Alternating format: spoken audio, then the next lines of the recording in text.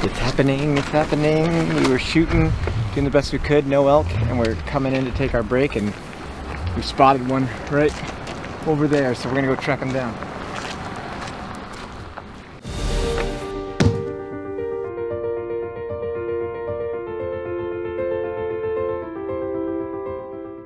The return to Trinidad Beach.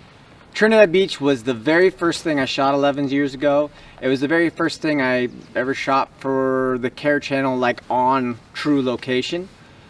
So I was really excited to go back. And I remember the first time I shot it, it was actually out of accident. It wasn't even a planned thing. It was just that I showed up to the area and everything was rainy and I was freaking out that I didn't know what I was doing. And just on a whim, I kind of was like, let me just drive down to this state beach that I can get into right now. And it was beautiful. The rain lit up and I just got this amazing footage. So I was really excited to come back and do that again. I remember a lot of the footage Ryan had shot previously, and I was super excited to see that part. One of the snags we came up on was there was a lot of clouds and it was covering the sun. And so when we got there, we were sitting in shadows.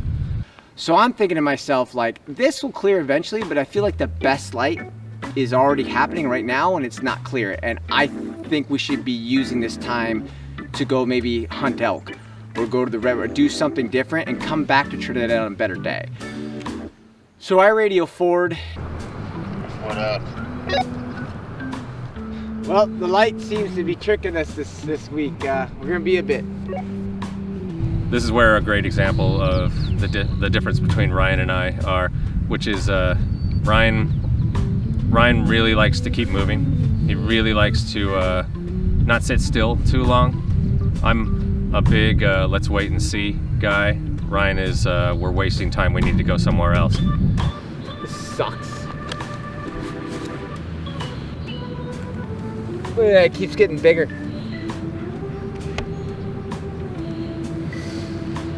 Alright, is what it is. We're just gonna get the shots that we get. I don't know, actually, I think this... Hey, Ford. What's up? This cloud keeps getting bigger. It's pretty. Do we want to consider the idea of going and doing redwoods right now and coming back to this another morning? It looks better than the first day we shot. Well, maybe, yeah, but it's, I know it can be a lot better. Like, sun would be streaming down on the rocks right now and be really, really nice. I know we can do this in better conditions. I mean, where I'm at, the sun isn't even visible, so it wouldn't be lighting up these rocks. Seems like we just gotta wait longer. Alright, well, we'll just wait it out. I don't know. I just think that it's just... Ryan was getting really freaked out. The sun wasn't coming out, it wasn't hitting the rocks. He was worried we were gonna waste this morning. But from my perspective, I kind of saw an opening in the clouds, and I knew if the sun came up and hit that opening, it would start illuminating the rocks, and we would be able to get a decent shoot out of it. So Ryan and I basically had a walkie-talkie argument for a little while about whether we should stay or go. So here's my thought. My thought is, looking at the map, that if there was a morning, well, I gotta look at the weather, but if there were a morning to try to drive up to Gold's Bluff for just the off chance that the elk are there, it seems like these would be the condition, because it'd take an hour to get up there. By the time we get up there, the sun might be in the more patchy stuff, be soft on the elk, and we would be using this kind of shitty time to get up there. And then maybe if there's another morning that's more clear, we would have more optimum conditions here. I don't know. I mean, that could backfire. You could get there, there's no elk, and then this clears up. But I just feel like right now, if it were clear, no clouds, there would be some cool stuff going on. We also have to get through the ranger station. If we get to Gold Bluff, they might not even let us go. We just wait the morning. Yeah, that's true. Okay, I could see the sun through the patch right now. Yeah, I mean, I guess it's not quite an angle yet for you. I guess we could just stick this out and when it gets higher. Just maybe it's light, but it's softer because of the clouds. So. Okay. I think he's annoyed with me right now. I know that voice. Ryan kept saying we should leave. I kept saying we should stay. He kept saying we should leave. And I just felt, nah, it'll be fine. Just go back through. Hear that? Ryan just said he was wrong. This is a big day for me. I was sitting here and I noticed that the clouds were scattered above the hill, so I knew if it got above the hill, it could hit these rocks. Ultimately, it's gonna work out. Like, if we went somewhere else, it would have been fine. Being patient is such a key role. Like, the ability to sit still is such a key factor in something we do, just because sometimes you just have to wait for the sun. You just have to wait for the sun to do a thing. And I get that way. I get antsy when we have to sit here and wait. I think we should be doing something else, or we're wasting time. But sometimes you guys really got to check yourself and just be like, okay, no, we're gonna wait until it's perfect. And the thing is, I'm not saying I'm right, and I'm not saying Ryan's right. The thing is, we're both right in certain times. For me, I was right this time. We come from very different perspectives, and figuring out how to work those together, it takes a lot of practice. After 11 years though, we kind of got it down, and for whatever reason, we kind of know when to trust each other's thing. A lot of people might think, you know, you want to have someone that's a little bit like you, that thinks the same way as you in your shoot. It's completely different. And so if you're both coming at it with the same perspective, you're just going to make the same wrong decisions or the same good decisions. When you have two opposite points of view, you actually think about everything a little bit more, and it can help you make the right decision.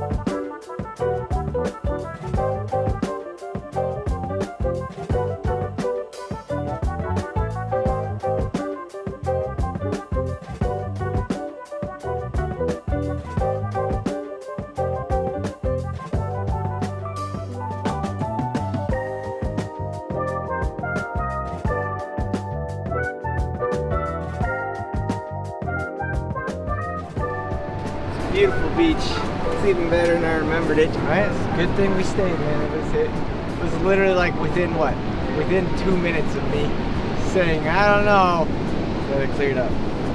And all I could see was at the ridge of this hill was just the clouds being like completely scattered, like the sun was gonna come out. Either way, it seems like, you know, made the good decision yet again. Seems like we mostly do that. Good job. Nice call. Well done. All right, let's get out of here.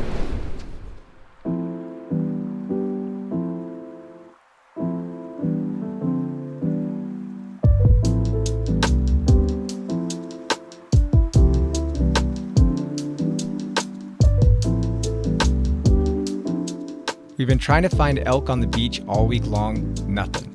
So when our lagoon's location got overcast as well, this time we decided to take the opportunity and went on an elk hunt. Y'all know where your friends are? You guys want to go to the beach? Beach day?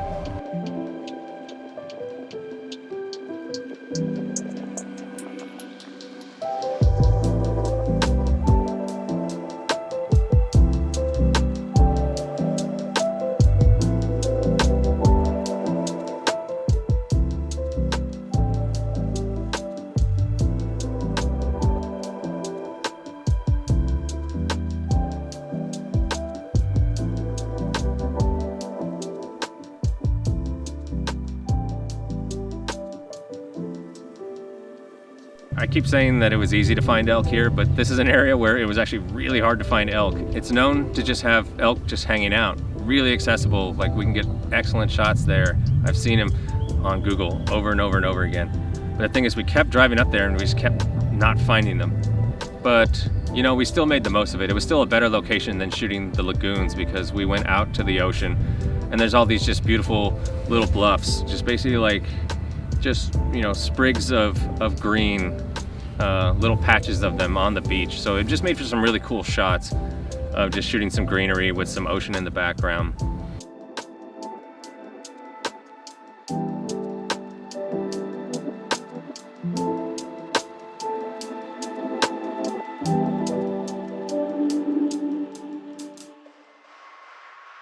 You can do all the wildlife chasing you want, but majority of the time it's just happenstance.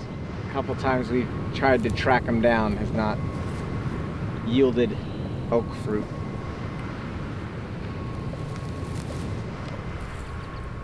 They're like the wind, man. So we pack up, we feel like it was a good shoot, and we start driving away, even though we didn't find elk. And as we're leaving, out of the corner of our eye, we see a bull elk. Whoa, whoa, whoa, stop, pull over, bull elk. We just screech the car to a halt, back it up. We pull over and we look, and there's this elk just kind of strolling down the beach. You scrambling, you jump out of the car, you grab the packs, and then it's like, you know, you start slowing down your mind a little bit because this is exciting. This is what you want to get, and when it's just one like this and he's on the move, you got a limited amount of time. It's happening, it's happening. We spotted one right over there, so we're gonna go track him down. So you got to get all your stuff together, and you got to slow down your brain. Be like, all right, what do I need? You don't want to be putting your stuff together while you're out there in front of them. You don't want to scare them away. So I'm grabbing all my gear. I'm putting lenses in my pouches and getting the camera out and getting it ready, getting the tripod set. And then we just gingerly walk out. We don't want to kind of encroach on this elk's space because they can be quite dangerous. Like, don't get too close to elk. So we tracked it really slowly, really quietly, and we're able to actually get some pretty amazing shots of just this one elk. I don't know why it was out there by itself, but I'm glad it was. And at first you're really excited and you start running up, and then you're like, you gotta remember, nope, slow your roll, calm down, lower your energy, because like if you're frantic like that and you pull up on an elk, he's not gonna be happy. He's either gonna run away or he's gonna run at you. You don't want either one of those. So Ford circles around to the left, and I try to cut him off around the front, and I turn the corner, and to my surprise, he was right behind the tree right there, and it just kind of like, we caught each other, so, oh! And that elk just kind of spins around and looks at me, and he's like, you know I'm bigger than you, right? Ryan, as always, is more daring than I am.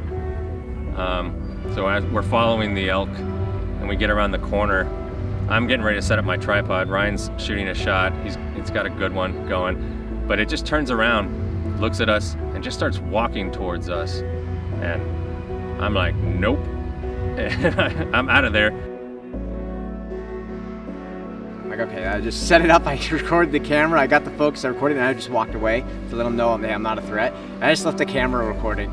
Ford was joking. He's like, we're totally gonna see that elk just kind of charge at the camera, aren't we? And you gotta explain another broken camera. We hide around the corner, and we're just thinking like, okay, is this elk gonna come around and just destroy Ryan's camera? We don't know. We wait for a while, nothing happens. Ryan comes back around. The elk just calmed down a little bit. I think he just didn't want us there. I wouldn't want us there. We're annoying as hell. We'll probably leave him alone at this point. He was agitated, so we got a couple shots. I got one with the water in the background, got a wider one, got him walking away.